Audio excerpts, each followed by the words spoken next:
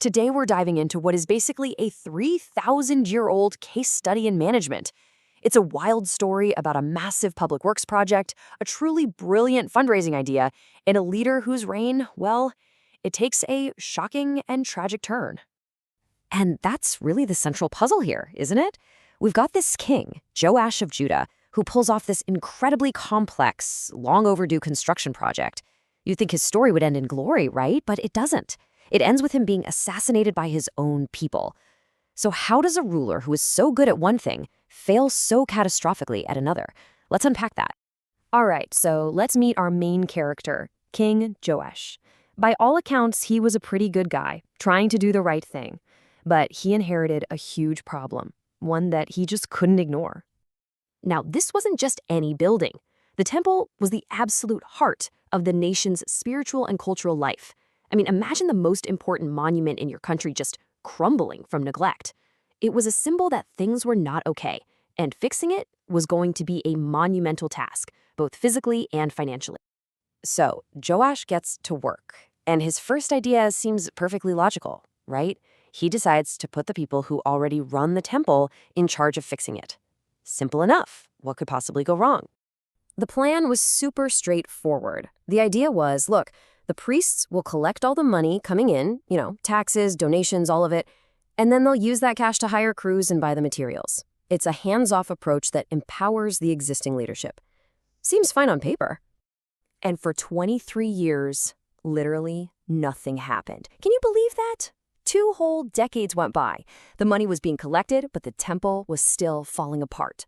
The system was a complete, total failure. The king's great project was dead in the water.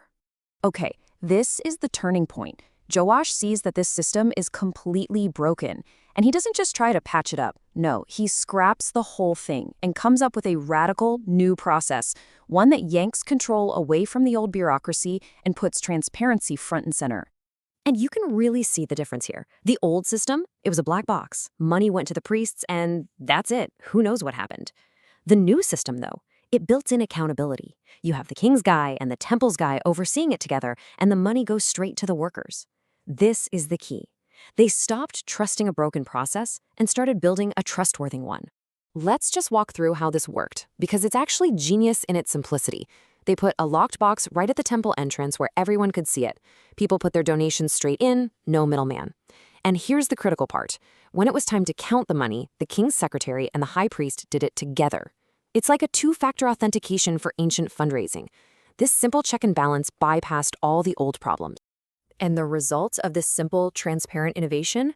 Well, it worked. Not just worked, it worked spectacularly.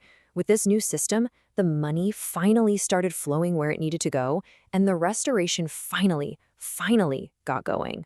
Suddenly, the money had a clear purpose. You could see it. It was paying the wages for carpenters, builders, and masons. It was buying timber and stone. Every single coin that went into that chest was now visibly turning into real, tangible progress on the nation's most important building. And get this quote shows you just how much trust the new system created. The supervisors who were paying the actual workers were seen as so honest, they weren't even asked for receipts. Think about that. By fixing the process at the very top, Joash created this incredible culture of integrity that trickled all the way down. The temple was finally successfully restored. Now, this should be the happy ending, right? The king achieves his legacy project, roll credits. But this is where the story takes a really dark and unexpected turn. His greatest success was immediately followed by his biggest failure. So sometime after the temple is all fixed up, another king, Hazael of Aram, shows up and threatens to invade Jerusalem. Joash is facing a full-blown military crisis, and he makes a choice. He decides not to fight, but to pay his way out of it. This payment is called a tribute, but let's be real, it's basically a massive bribe to an enemy. It's a payment you make when you're weak to try and keep the peace and save your city from being destroyed.